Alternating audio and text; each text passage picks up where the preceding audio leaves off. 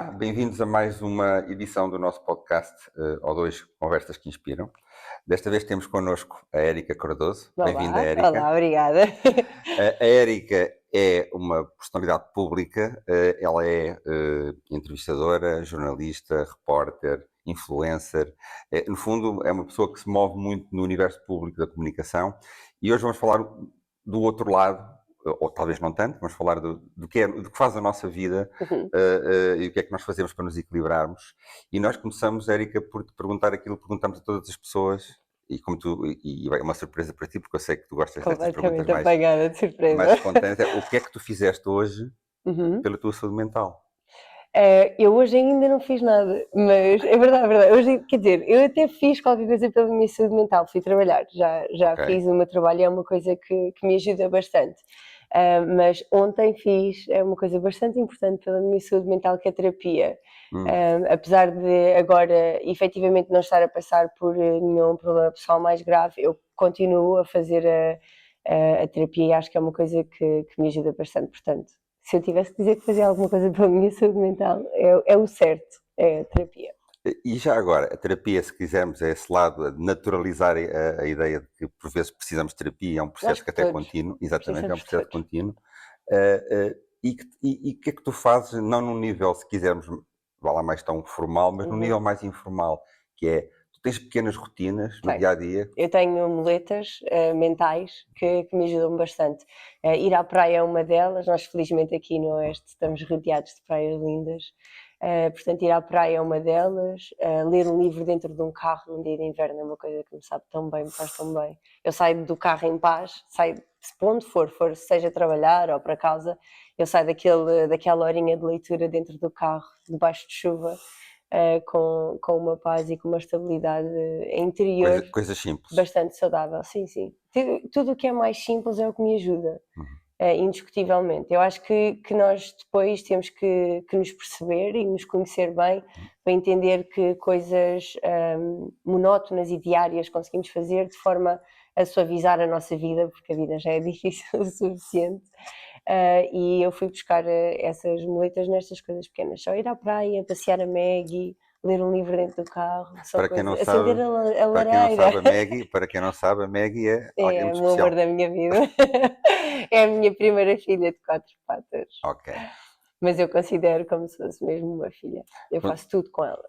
Pela tua saúde mental também teres Sim, esta a, presença. a Maggie foi numa altura muito complicada da minha vida o cão pessoa que me salvou, na verdade. A Maggie chegou ao ponto de, numa fase em que eu não saía da cama, a não ser que fosse obrigatório como sair de casa para ir trabalhar, mas fora isso eu fechava-me muito dentro de casa e a Maggie fazia uma coisa muito engraçada, percebeu que eu precisava dela e então, de forma a obrigar-me a sair, mesmo depois nós na altura vivíamos as duas numa casa com quintal, portanto ela não tinha grande necessidade de ir à rua, e percebendo que eu não estava na minha melhor fase, ela mandava uns encontrões contra a porta de casa, quase a obrigar-me a dizer: Dona, temos que ir passear. E depois tirava-me, fazia uma coisa muito engraçada, que eu deitava-me na cama e ela começava com a boca a puxar assim o edredom para baixo, do género: vá, levanta-te, está na altura. Portanto, a Maggie foi e é uma pessoa muito importante Isso na é minha interessante vida. porque todos nós temos desafios, não é? Uhum. Altos e baixos, Verdade. e é interessante explorarmos um bocadinho também como é que ao longo da vida nós conseguimos, quer por nós próprios, quer com a presença de outros, como disseste, pode ser um cão-pessoa, pode ser um amigo, pode ser um livro, pode ser. Sim. Como é que tudo isso, entre nós e os outros, nós nos superamos? E queria explorar isso um bocadinho contigo, talvez dando um passo um pouco atrás, Uhum. que é. Tu comentaste que, por exemplo, eu como jovem sempre foste irreverente, sempre foste rebelde. Verdade. Isso também era uma Algumas forma, vezes até demais. era uma forma também de tu de descobrires, saberes quem é, de te equilibrares. Como é que. Eu andando para trás, para a minha fase de adolescente, eu sinto que isso era a minha forma expressiva de lidar com os meus traumas emocionais. Nós, quando somos mais novos, não temos muita consciência das coisas que podemos fazer e da abertura da panóplia de opções que nós temos para nos ajudar. E então, na adolescência, nós temos ainda uma mentalidade emocional muito tacanha e muito pequenina, e então a nossa forma expressiva é de nos rebeliarmos contra o que está a acontecer. Então, por muitos boas pessoas que tínhamos à nossa volta ou bons pais que tínhamos em casa, há sempre aquelas situações que nos fazem, não, eu agora vou ser rebelde, vou fazer o que me apetece porque ninguém manda em mim. E esta é muito a nossa mentalidade de adolescente e é ok, porque para a idade é o certo. E o que é que, no teu caso, motivou esses momentos de maior, como tu dizes, revolta? O que é que motivou essa... Olha, quando era mais nova eu sentia muito aqui uma diferenciação muito grande entre as coisas que eu tinha e o que os outros tinham, não é? A dada altura na nossa vida, ainda éramos nós relativamente novas, nós vivíamos bem e depois os meus pais acabaram por fazer um investimento que virou a nossa vida ao contrário e de repente dos 14 para os 15 já não era, sim, já não era irmos ao supermercado e mãe, quer estas bolachas, essas não podem ser porque são de marca e são caras, filha, a mãe não tem dinheiro. E então, a partir deste momento, nós lá em casa começámos a sentir aqui uma revolta contra a vida, porque sempre percebi bem o que é isto dos empréstimos e dos investimentos e do dinheiro, para nós era só injusto, não é? Nós íamos à vontade ao supermercado, comprávamos o que queríamos e de repente é puxada esse tapete e depois vêm as outras coisas todas, não é? No Natal chegamos à escola e dizem que receberam não sei o quê de marca X e da marca Y e nós ficamos, pois... Como é que resolveste assim, isso? Como é que resolveste isso contigo própria? Como é que ajustaste as expectativas? Foi como uma adolescente normal, que foi, eu não me vou rebeliar contra a minha mãe porque ela não tem culpa nenhuma, mas vou-me rebeliar contra o resto porque não estou a gostar disto e não estou a saber bem lidar com isto. E então foi muito passar menos tempo em casa, passar mais tempo na rua, arranjar desculpas para não ir a jantares ou não fazer isto ali mais perto dos 17, 18, quando há muitos jantares de aniversário e já não se fazem os jantares em casa, eu tinha uma grande dificuldade em dizer que, olha, não tenho para ir ao jantar, então em vez de dizer que não apetecia, ou arranjava sempre alguma desculpa, se bem que 70% das vezes o meu pai ajudava-me nisso porque não me deixava mesmo ir, ainda se era muito nova, então o meu pai 70% ajudou-me bastante, mas era muito assim que as coisas se resolviam. Claro que depois com o passar da idade uma pessoa olha para trás e acha piada a isto. E resolveste isso também ajustando expectativas ou... Eu na altura nem sabia o que era um ajuste de expectativas, na verdade. Eu acho que... Só sentiste revolta. Sim, sim, era mais... E nós quando não temos grande noção destas questões, nós resolvemos as coisas de uma maneira muito prática, que é, não há nada que eu possa fazer contra isto, então vou fazer o que me apetece porque estou aqui revoltada, estou com problemas e não sei bem o que é de fazer. Isso foi muito também influenciado, como é normal nestas fases da vida, estes grandes desafios normalmente não têm a ver connosco, têm a ver com aquilo que acontece, lá está, Sim. pelas opções dos pais, seja porque fazem opções financeiras não tão conseguidas, ou porque deixam de estar juntos, ou porque, e a questão do, por exemplo, hoje em dia Portugal é dos países da Europa com maior taxa de separações, portanto é o novo normal, é o novo normal, mas sendo o novo normal não deixa de deixar marcas. Muitas das pessoas que nos veem conseguem relacionar-se com isto porque são filhos de pais separados. Como é que tu viveste essas questões no teu caso? Foi Olha, simples? infelizmente na altura em que os meus pais se separaram eu já tinha uma idade com alguma consciência e achei que realmente foi melhor.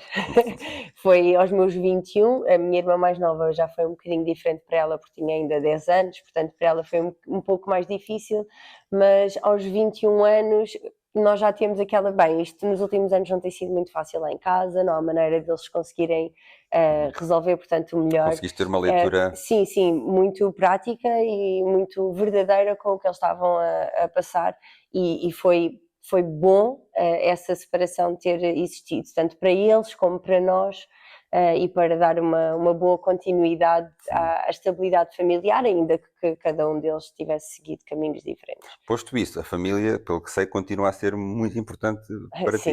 Sim. Qual é o papel que a família tem ainda no teu equilíbrio? Todos. Eu sem as minhas irmãs, eu acho que não conseguia fazer metade do caminho que tenho que fazer. Ao contrário do que as pessoas podem achar que é uma relação de irmãs, ainda por cima são 3 mulheres, e aquilo deve ser um pandan, devem estar sempre a discutir, não é o nosso caso. Nós, quando éramos pequenas, realmente isso acontecia, éramos pequeninas, discutíamos muito por brinquedos, e a mana tem isto e eu quero aquilo, ou a roupa da mais velha que vem para mim, eu não quero nova.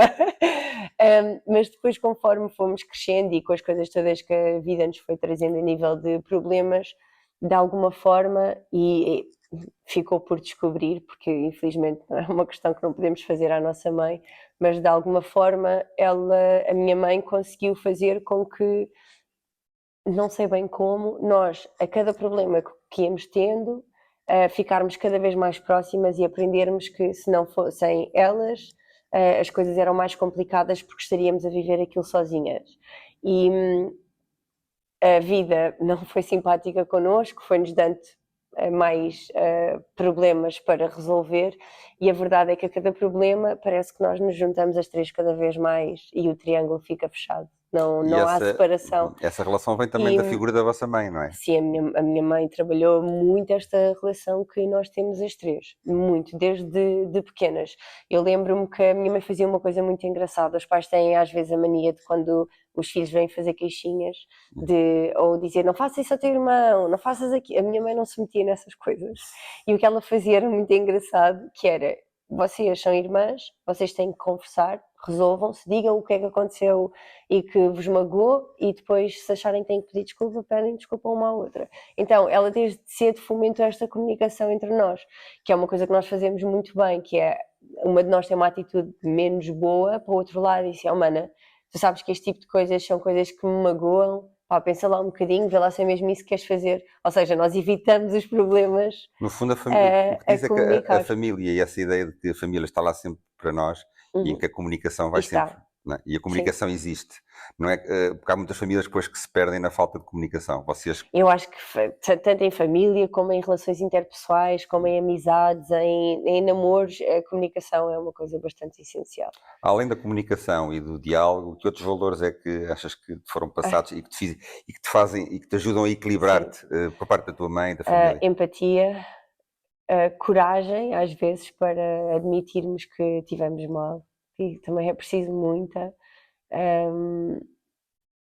Comunicação, amor, foi uma coisa que sempre houve muito, ainda bem, e essencialmente acho que foram estas. E qual foi o papel da altura? Falámos da família, vamos falar também daquilo que tu fazes. Sim.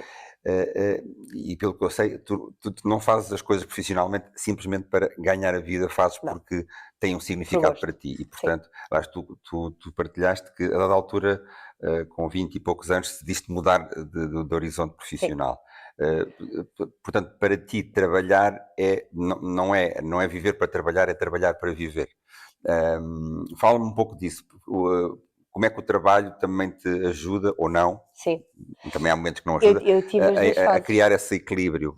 Eu tive as duas fases. Tive a fase em que o trabalho não me ajudava, e quando descobri o que queria fazer o resto da vida, comecei a fase em que o trabalho realmente me ajudava e era uma excelente muleta emocional. Portanto, eu, tendo o nosso registro de vida, foi complicado, não é? Eu tive que pagar a minha carta de condução, eu tive que pagar o meu primeiro carro, eu não fui para a faculdade porque não havia dinheiro para ir para a faculdade. Portanto, eu desde cedo fui obrigada a trabalhar, e se quisesse ter alguma coisa tinha que trabalhar para o ter. Então, inicialmente, dos 18 para os 19, eu trabalhava por obrigação, trabalhava porque precisava do dinheiro, como qualquer outra pessoa precisa. Vivia para trabalhar. Exatamente. E depois de saltar de trabalho em trabalho, portanto, primeiro trabalhei na Pepsi Jeans no Colombo, depois tive um tempo na Stradivarius no Colombo também, daí voltei para a Lourinhã, fui trabalhar para a recepção de um surf camp no Baleal, depois daí fui para uma empresa nas Caldas, e depois é nessa empresa em que realmente eu me sinto esgotada, mesmo esgotada. Estavas em burnout quase, não é? Estava, e depois acabou por me acontecer um problema pessoal que nunca falei disso publicamente, mas eu já estou muito bem resolvida com isso, portanto não será problema. Eu engravidei na altura, não era a altura certa para ser mãe, portanto fiz um aborto. E que acho que isto também deve ser começado a ser falado um Sim, bocadinho abertamente, mais sim. e de forma aberta, porque nem toda a gente tem que ser mãe quando a vida assim o impõe, nós temos que ter consciência da nossa vida e das coisas que queremos. E na altura não era mesmo a altura certa para ser mãe, nem com a pessoa certa, E porque foi uma também decisão conta muito. consciente, foi uma Foi decisão. uma decisão bastante consciente e muito difícil. Eu ainda todo o processo de se ter que fazer ecografias e na altura era muito pesado porque só nos davam o direito ao aborto depois de perceber se o feto estava vivo, ou seja, eu tive que esperar pelo batimento cardíaco do meu bebê e só depois então me deixaram fazer o aborto. Portanto, foi um processo muito difícil a nível emocional. Eu estava completamente perdida, eu queria muito ser mãe, era um sonho da minha vida aos 25 anos, mas sabia que tinha que ser racional e tinha que ser consciente do que me esperava. E o que me esperava era acabar por ser mãe solteira, sem grandes apoios, sem grande estabilidade também a nível profissional, e não ia ser bom nem para mim, nem para o bebê que eu ia gerar. E então tive que tomar a decisão difícil de ter que abortar. É E isso interessante, para mim foi isso é a gota num copo cheio. é exatamente, era aí que eu queria chegar. Ao fim e ao cabo, também há momentos de crise Sim, que nos levam a tomar conscientes, decisões baseadas de no que crise, está a passar. decisões de Sim, crise, e conta-nos um pouco como é que tu resolveste essa crise e, pelos vistos, a mudança de vida a nível profissional foi uma delas, foi. e como é que isso ajudou ou não ajudou a criar novo equilíbrio, e como é que isso te ajudou a fazer alguma espécie, entre aspas, de terapia Sim. de tudo isto que estás a falar. Eu relativizei bastante a minha vida nessa altura. Eu tive que me obrigar a tomar decisões bastante ponderadas. E a primeira coisa no pós-aborto, que foi uma semana muito difícil, e não foi só para mim, foi uma semana difícil para as minhas irmãs, que estavam a par da situação, foi ainda mais difícil para a minha mãe. Eu sinto que a minha mãe na altura sofreu tanto emocionalmente como eu, tanto que tirou uns dias na escola para poder ficar comigo em casa. Foi mesmo uma altura muito complicada. E o que eu pensei foi, ok, e a minha vida a partir de agora, eu estou a crescer, estou a ficar uma adulta com responsabilidades, portanto eu ou começo a tomar decisões que me estruturam a minha vida de futuro, ou infelizmente isto poderá-me acontecer outra vez, eu estar numa situação complicada e ser um grande peso na minha decisão. Então a primeira coisa que fiz foi, este trabalho não é o certo, eu fui economicamente inteligente, portanto eu tinha as minhas poupanças prontas para se acontecesse alguma Uhum. coisa, o que eu achava que seria uma avaria de um carro, assim, aquelas coisas que nós nos preparamos, não é, para ter esse cuidado, e não, foi para o meu despedimento. Tive a sorte incrível de ter um patrão excepcional que disse que tudo o que eu dei à casa ia receber de volta, portanto ele acabou por ser a empresa a despedir-me, eu tive direito ao subsídio de desemprego, que também era uma pessoa que estava a par do que eu estava a passar a nível pessoal e ajudou-me bastante nessa altura, ele foi incrível comigo. E isso fez com que eu conseguisse, de alguma forma, tendo a minha almofada económica e estando no desemprego, ter ali 2, 3 meses para conseguir consolidar bem os problemas que estavam a existir e perceber o que é que eu queria mesmo fazer. E não tive que fazer nada, porque a vida encaminhou-me para onde eu tinha que estar e foi de uma forma tão natural que hoje em dia eu agradeço muito por isso. Agradeço o facto de ter estado completamente perdida, sem saber o que é que ia fazer, emocionalmente destruída pelo que tinha passado na altura, e a vida acabou por me ajudar imenso nisso. Eu vou passar o dia a Lisboa com uma amiga que me diz: tenho que ir à agência fazer não sei o quê, podes ir comigo? Eu vou contigo. Fui com ela à agência e quando lá chegamos, eles dizem: pá, tu devias tirar aqui umas polaroids, fazer aqui uns trabalhos connosco. Também pode ser. Tirei, passado uma semana vou ao casting da Decathlon e fecho uma campanha europeia. Passado 2 semanas vou ao primeiro casting para a TVI. Depois vou para o casting nacional da Fuel, ganho o casting nacional da Fuel, passo à segunda fase do casting da TVI E isto foi num espaço de meses. No terceiro, quarto mês vou à última fase do casting da TVI e fico o trabalho e não parei de trabalhar até hoje. Ou seja, de Portanto, repente, de repente em 4 meses estás do outro sim, lado do horizonte. exatamente. E numa fase em que eu não sabia o que é que ia fazer, que eu sabia que não queria ficar no desemprego, porque eu sou uma pessoa que precisa estar ocupada, precisa estar a fazer coisas, eu não gosto de estar quieta, estar parada para mim não é opção. E começava a ver também o meu dinheiro a acabar, portanto, eu num espaço de 2, 3 meses precisava de organizar a minha vida rapidamente e estava completamente perdida.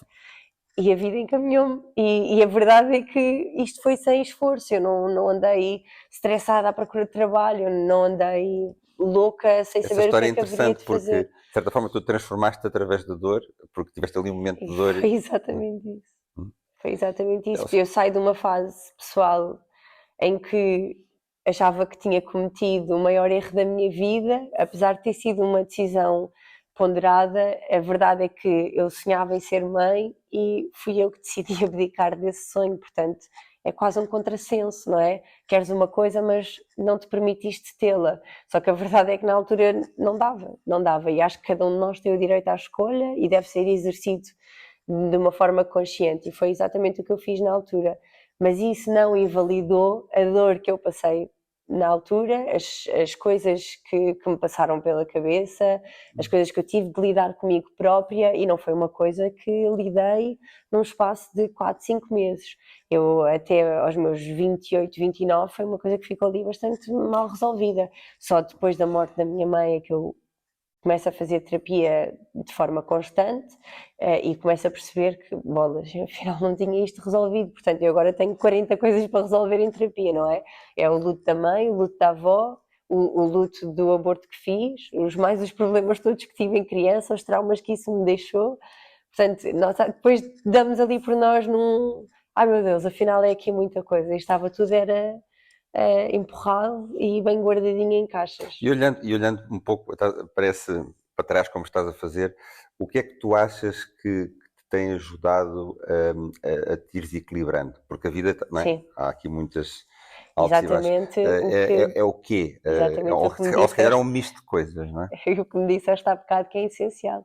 É a minha família e os meus amigos. Indiscutivelmente. Eu, felizmente, hum, fiz uma coisa bastante inteligente desde pequena, sem saber o que eu estava a fazer, que foi escolher amigos parecidos comigo, portanto, que tivessem a mesma visão de vida, que gostassem de fazer as mesmas coisas, e conforme nos fomos desenvolvendo para adultos, fomos todos seguindo esse mesmo caminho. Então, o meu grupo de amigos mais próximo são os meus colegas do básico, portanto, desde que Ainda tínhamos... mantens? Sim, sim, sim. Isso é incrível. Nós temos um nome muito engraçado, que somos os cornicórnios, que é uma mistura entre unicórnios e pronto, o resto pode ficar por explicar, porque é uma piada de humor negro que nem toda a gente entende. Então nós preferimos deixar isso em intuito pessoal. Mas ainda continuam a ser eles. Tivemos ali uma pausa de uns anos em que fomos para a faculdade, outros que seguiram a vida de trabalho, mas nunca perdemos o contacto, e que hoje em dia somos um grupo bastante coeso, que somos uma boia de salvação uns para os outros. Mesmo todos eles continuam a residir na mesma zona, ou há Não, não, alguns. não, não, não, não. O que Não, ficou há foram, uns, foi a sim, amizade mesmo. sim, mas todos os meses nos juntamos uma vez para jantar, fazemos um jantar especial, que é o jantar da piuga no Natal, em que oferecemos piugas uns aos outros. Nós temos assim umas coisas muito engraçadas que fazemos e que não deixamos de todo que a nossa amizade se espalhe. E depois de ter as irmãs que tenho, para além do resto da família, também tenho a sorte de ter um namorado incrível, que me ajuda bastante nestas questões emocionais, quando eu às vezes fico ali meio torta. Há sempre datas que mexem connosco, e é esta base de pessoas que eu tenho à minha volta, dos meus amigos, da minha família e da família que eu estou a criar em casa, que me faz andar para a Ou frente. seja, no fundo, a vida dá-nos âncoras, não Uhum. é? Que nos ajudam a lidar com a Sim, turbulência da vida e ao mesmo tempo também com as características pessoais que nós temos. Exatamente. Tu defines-te a ti própria como alguém que tem momentos de desequilíbrio, Ai, momentos de tenho. explosão, Eu momentos de tenho. intensidade. Eu digo muitas vezes que eu sou uma pessoa desequilibrada. É porque sou. E tenho esses momentos. Não são todos os dias, graças a Deus, não é este mundo também, coitado, não é? Ter que lidar comigo nesses dias. Mas tenho dias maus, tenho dias em que acordo e choro, não me apetece fazer nada. Tenho dias em que estou emocionalmente desequilibrada e tento sempre arranjar confusões. Aqueles dias em que nós não sabemos bem lidar com as nossas emoções e pegamos com qualquer coisinha. Tenho esses dias também, mas lido com eles hoje em dia de uma forma bastante diferente e com muito mais leveza e mais consciência emocional, que é uma coisa que nós vamos ganhando com problemas. Os Não é com a problemas, vida a correr bem, é ou seja, com é nos problemas. problemas que crescemos. Exatamente. Exatamente. É E depois de importante. percebermos isso, também lidamos com os problemas de outra forma. Hum. E é essa a lição que tu tens tirado do teu percurso. Sim, indiscutivelmente. Hum. Eu sinto que os passos grandes que dei em intuito pessoal, a nível de crescimento pessoal e de maturidade emocional, foi claramente quando a vida me deu o pior que me podia ter dado. Foi tirar a minha mãe da minha vida, não é? Hum. E a partir daí eu sinto que foi o meu maior infortúnio, mas também foi uma bênção, porque eu fui obrigada agora acabou, já não és criança, vais ter que aprender a lidar com a As tua vida e com as tuas as emoções. dificuldades, a dor, isto ajuda aquilo que tu falavas um pouco, as pessoas a reinventarem-se. Sim, sim, eu acho que nós quando temos um problema grave, nós temos a mania de, no dia a dia, dizermos que estamos com problemas. Esses não são problemas, são dias, não, são dias mais chatos. Mas quando estamos efetivamente com um problema sério, nós temos sempre duas opções, que é ou nos deixarmos levar pelo fundo do poço e ficarmos lá, termos pena de nós e não fazermos nada por nós, ou então armar a armadura, pôr a espada na mão e dizer: não, eu gosto de viver, eu gosto muito de ser feliz, agora não vou ser nos próximos tempos, mas daqui ao tempo que for preciso, eu vou conseguir voltar a ser quem fui. E estas são as nossas duas opções, portanto, ou ficamos quietos e nos deixamos levar pelas tristezas, ou então temos muita coragem, armadura posta e seguimos em frente. E é uma escolha. É uma escolha. É uma escolha. E- Eu, em tempos, quando era mais nova, também escolhi ter pena de mim, e quando era adolescente fazia uma coisa que hoje em dia não gosto de quem o faz, mas a verdade é que já o fiz em tempos, que era, tinha algum problema e então dramatizava o problema para ter a atenção, tipo, chegava ao pé dos meus amigos e dizia: pá, eu não acredito, isto aconteceu, para ter a atenção das pessoas. Hoje em dia sou completamente o oposto, eu tenho um problema, para além de não falar, resolvo e depois que numa conversa ocasional, se for preciso partilhar, partilho. E isto são tudo escolhas, não é? E nós, como é que fazemos escolhas com mais maturidade? Quando começamos a aprender a fazer escolhas diferentes na vida. E se eu não tivesse passado por tudo o que passei de difícil, dificilmente escolhia ter coragem hoje em dia.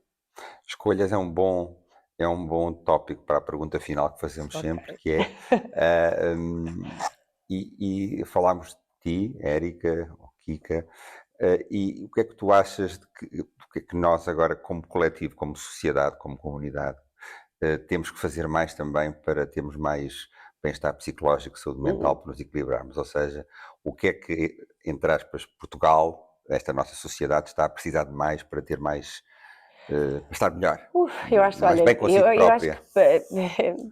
politicamente falando, eu acho que nós temos que começar por fazer escolhas diferentes de quem queremos ver a tomar decisões no nosso país. Eu acho que essencialmente ainda por cima vêm as eleições antecipadas e acho que é um tópico que deve ser começado a ser falado. Nós temos políticos na nossa Assembleia que têm uma mentalidade muito retrógrada para o que nós precisamos de ver na Assembleia hoje em dia. Nós precisamos de pessoas novas, pessoas com outras ideias, partidos com mais leveza e mais consciência do que pode ser Portugal. Nós temos um país incrível, nós temos que saber aproveitar o país que temos. A nível de sociedade, nós precisamos muito, mas muito de pote para limpim-pim de empatia. As pessoas têm uma mania, não todas, mas algumas têm uma mania muito chata de interpretar as coisas conforme querem, sem terem noção das coisas que se estão a passar. E isto acontece muitas vezes quando se metem um excerto de uma conversa na internet sem contexto, quando ouvem falar de alguém e vão ver o que a pessoa tem nas redes sociais sem considerar que aquilo é uma pessoa para além das coisas que mete. Então nós estamos a precisar com doses gigantes, mas doses gigantes de empatia para esta sociedade. Precisamos de entender que toda a gente tem opiniões diferentes e tem esse direito. Precisamos de não castrar o direito de escolha. Agora com esta questão também, aqui há tempos do aborto em que queriam cancelar essa escolha, por favor, não façam isso. Não façam. Temos que ter esse direito à escolha. E eu acho que no fundo é isto, precisamos ser mais empáticos, mais amigos, ter consciência que as pessoas são mais do que aparentam ser, e temos que deixar de comprar os livros pela capa, não é? Ler o prefácio às vezes é porra. Ótimo ponto. Ficamos assim com esta ideia que precisamos de muito esporte de pirlim-pim-pim. Muito pode para mim, enfim. E até breve e respirem.